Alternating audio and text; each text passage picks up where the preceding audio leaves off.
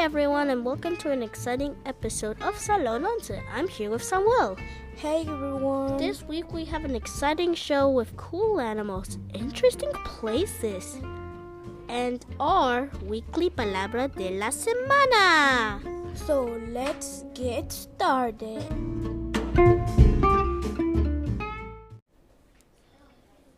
Are you ready for action? Yeah.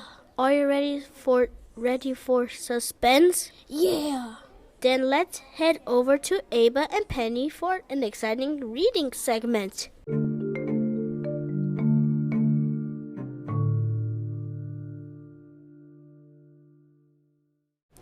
Hi, and welcome back to another episode of Ava's Reading Corner.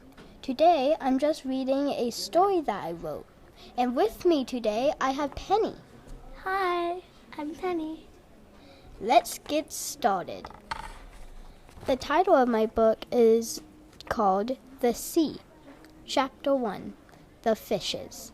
Since I could remember, I have always remembered the sea like it was my life. And whenever I felt sad or mad, I always go back to the sea. Chapter 2, My Mother. One day I went to visit my mother because she was sick with the flu. When I got there, the first thing she asked me was to go to the seaside. I said that she had to stay home and rest, but she didn't. She said that she needed to smell the fresh ocean air and feel the sand on her hands and the water on her feet. I took her to the seaside. Chapter 3, The Dark Night. When the sun was starting to set, I took my mother back home. When she was about to shut her door, she said, "Thank you for the amazing day."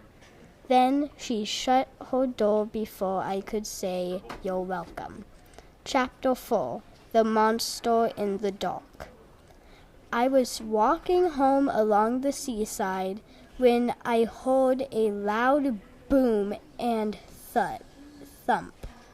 Then I looked into the dark water and saw a shadow of a big monster with teeth as big as a watermelon in the water. Chapter 5, The Chase. When I finally got a good look at it, it saw me, and it slowly came out of the water. So I ran, and it chased me. Chapter 6, I realized. After it stopped chasing me, I finally realized why I keep on going to the ocean. It took me a while, but I had like a vision of a woman handing me to my mother. And I remember her saying to take care of my daughter. She ended by saying, "Don't let her find out I'm a mermaid, dear sister." The thing that was chasing me was my mother, and the woman who was making me think was my mother was actually my aunt? Chapter 7, The Relief. I took my first step out of the shack that I was taking some time in to catch my breath. Then I looked outside and never felt the kind of relief like I have ever felt before. The world that I saw for the longest time was all gray and depressing. But once I realized what happened, it all had color and people were so happy that they were dancing in the street. And for the first time, I was happy. Chapter 8. The feeling of happiness. I never felt the feeling of happiness before, and this human came out of the sea, and at that moment I saw her mermaid tail. The last thing I remember saying was, "Are you my mom?" Chapter 9. The answer. I was so scared to hear the answer. And then I heard her say, "Yes, I am your mother." I was shocked when I heard her say that. Chapter 10. I stood up. Even though she was a mermaid, I ran over to her and hugged her so tightly. Then I went to my house and confronted my so-called mother and said, "I found out you are not my mother." Chapter 11. The fight. She first looked shocked at what I said, and then we got into a great fight. But then I didn't want to fight, so I left. But now that's all behind me, because I'm 23 years old now, and I am forgiving and smart. The end. So Penny, about my story, do you have any questions? Yes, I do. I have 3 questions. 1. Where did it take place? It took place by the seaside. Oh. Where did your mom chase you? Like, where? Oh, so in the story where she saw the so-called monster that was actually her mom, she was walking home and she saw it come out of the water. And then along the beach, kind like the seaside, it started to chase her. Why was her mom chasing her? Her mom was chasing her because she didn't realize, and she thought, because I didn't really put this in the story, but the mom kind of didn't like humans because she believed that humans wanted to hurt her. So she was afraid and she chased the human away from her. Oh. But it ended up to be her daughter. Well, I really like that story. That's all the questions I had. Bye everyone. Great job, Ava. That's right. I wonder if there's going to be part 2.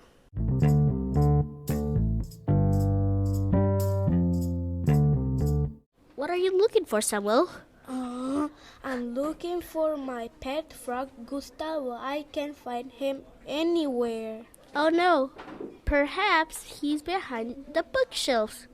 I'll help you look. In the meantime, let's check in with Belle and Fabian for another cool amphibian called an axolotl.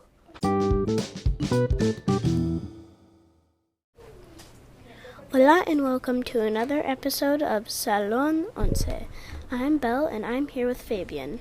Today we're going to just jump into the species of blue axolotls.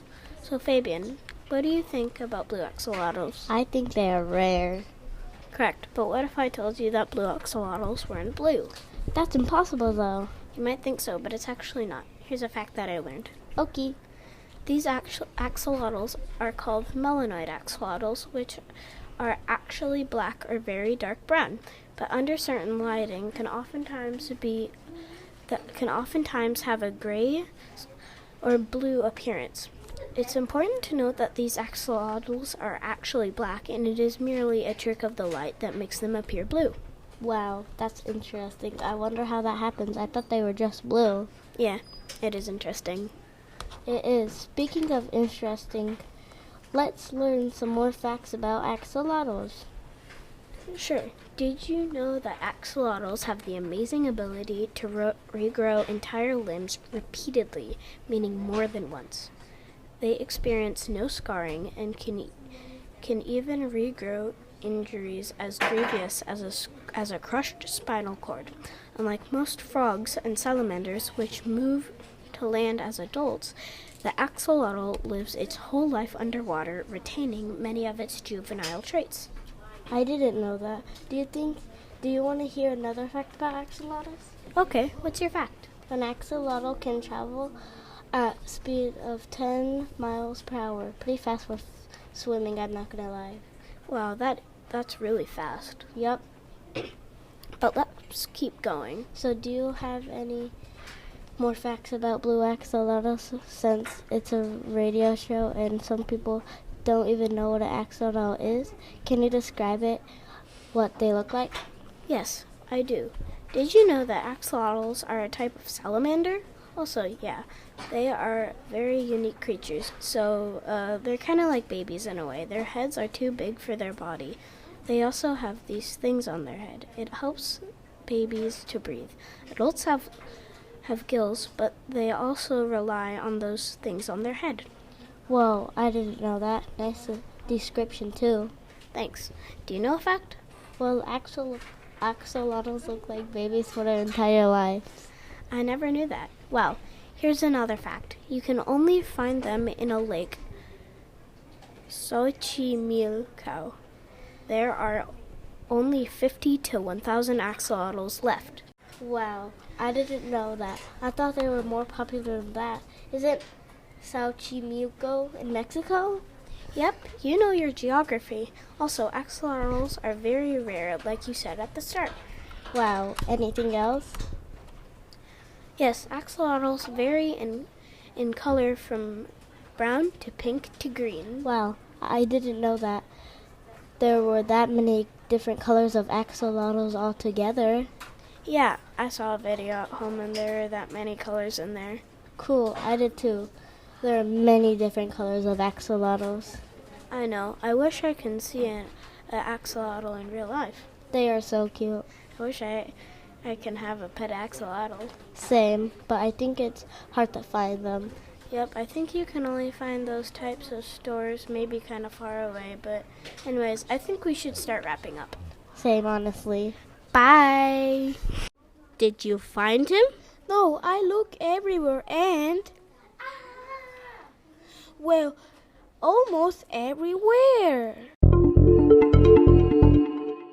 All aboard! Next stop, the North Sentinel Island.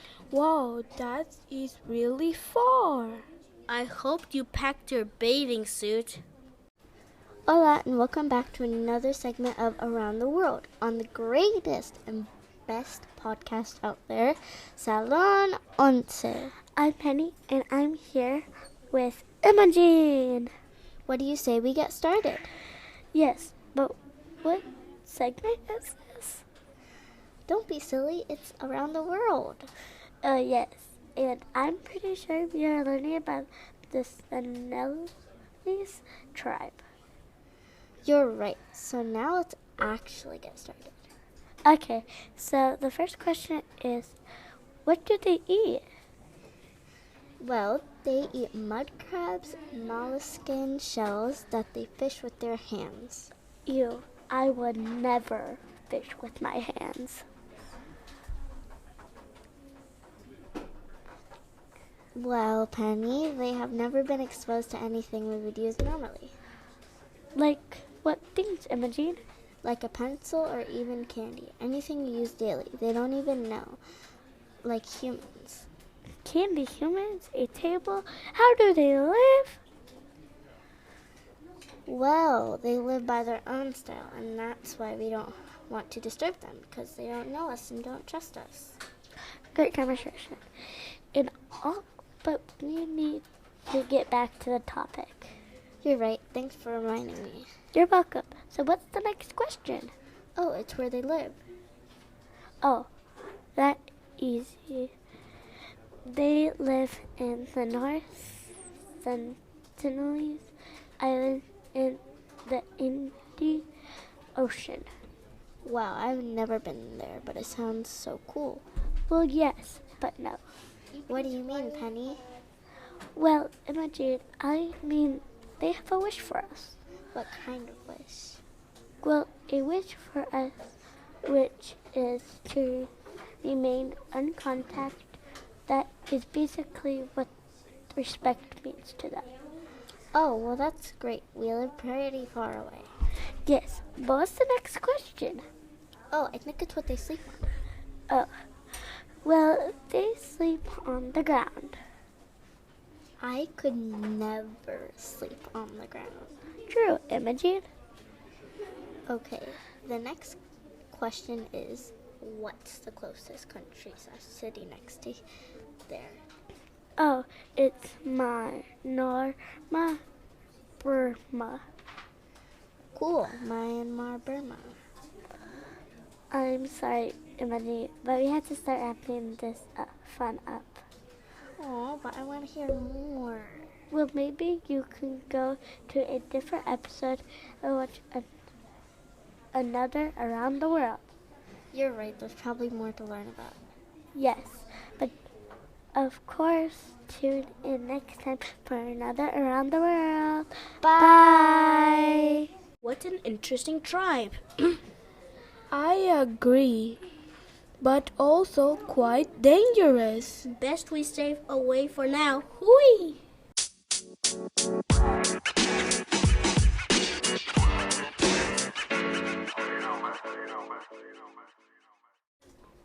¿Sabes qué, Samuel?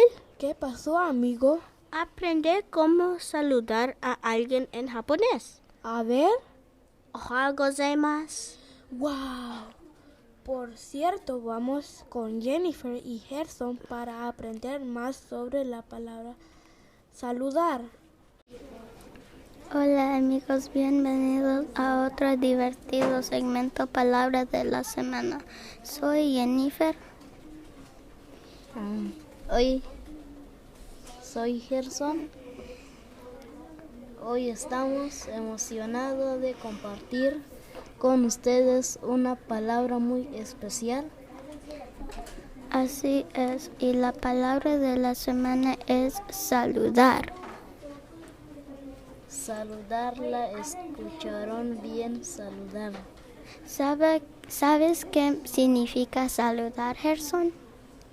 Claro que sí, saludar es decir hola o buenos días a alguien para mostrarle amabilidad y respeto.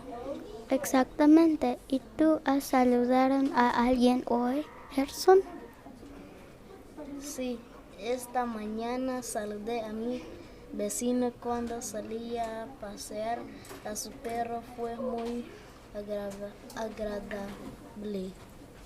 Qué bonito. ¿Y usted, amigos, que nos escucharon, ha saludado a alguien hoy? Recuerden que saludar es una forma maravillosa de hacer sentir bien a los demás. Bueno, amigos, eso es todo por hoy. Esperamos que disfrutaron de nuestra palabra de la semana. Hasta la próxima vez que nos saludemos, amigos.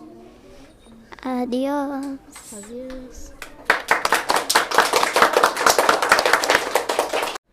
Bien hechos, amigos. Sí, y ahora sé cómo decir adiós en japonés. ¿En serio? A ver. Ya ne.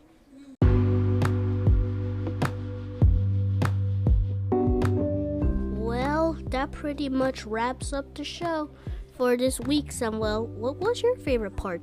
My favorite part was when Belle talked about the blue axolotl. I thought it was a interesting animal. I wish I could have one as pet. Me too. My takeaway is how incredible Ava's story was. She did such an incredible job with the story. The plot was well done. Okay, guys, a giant thanks to our producer this week, Fabian, our executive producer, Mr. Flores, and everyone who added to this show. Bien hecho, Gerzon, con tu primer episodio. Tune in the next time for another wonderful episode. Salon Once. Bye.